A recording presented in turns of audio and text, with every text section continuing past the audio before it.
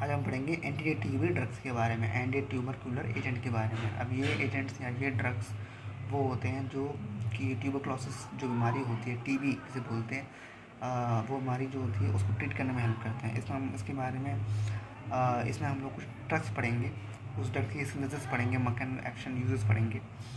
इसमें हम लोग पहले बात करते हैं आइसोनिकोटिनिक एसिड, हाइड्रोजीन या आइसोनियाजिड के बारे में। यहाँ पर सबसे पहले इसकी सिंथेसिस ये बनता है कैसे, इसको हम लोग मॉलिक्यूलर इसकी कैसे फॉर्मेशन होती है, कैसे लैब में बनाया जाता है। उसको पहले पिकुलिन बनता है, ठीक है, जिसके अंदर क्या होता है, एक रिंग के अंदर एक नाइट्रोजन है और उसके ऊपर मिथाइल CH3 ग्रुप जो है वो लगा हुआ है, जब पिकुलिन कहते हैं। फिर उसकी पोटेशियम पर मैग्नेट के साथ केमलोफोर के साथ रिएक्शन होगी, ऑक्सीडाइज होगा तो वहाँ पर ऑक्सीजन ऐड हो जाएगा एज डबल बॉन्ड और OH, जिसे हम आइसोनिकोटिनिक एसिड बोलेंगे। फिर इसकी इथेनॉल के साथ में रिएक्शन करवा के एक इंटरमीडिएट स्ट्रक्चर बनाएंगे, ठीक है।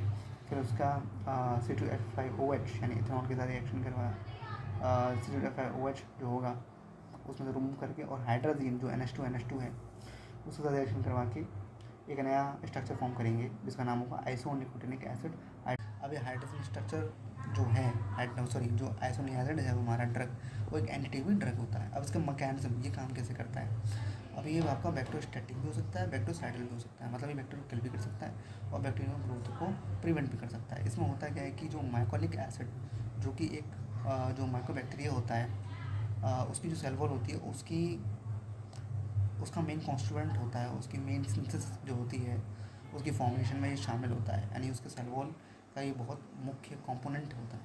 तो उसकी फॉर्मेशन में ये माइकोलिक एसिड जो होता है वो रिस्पॉन्सिबल होता है। तो आइसोनियाजिड क्या करता है, इस माइकोलिक एसिड को टारगेट बनाता है और इसको क्या करता है, ख़त्म कर देता है।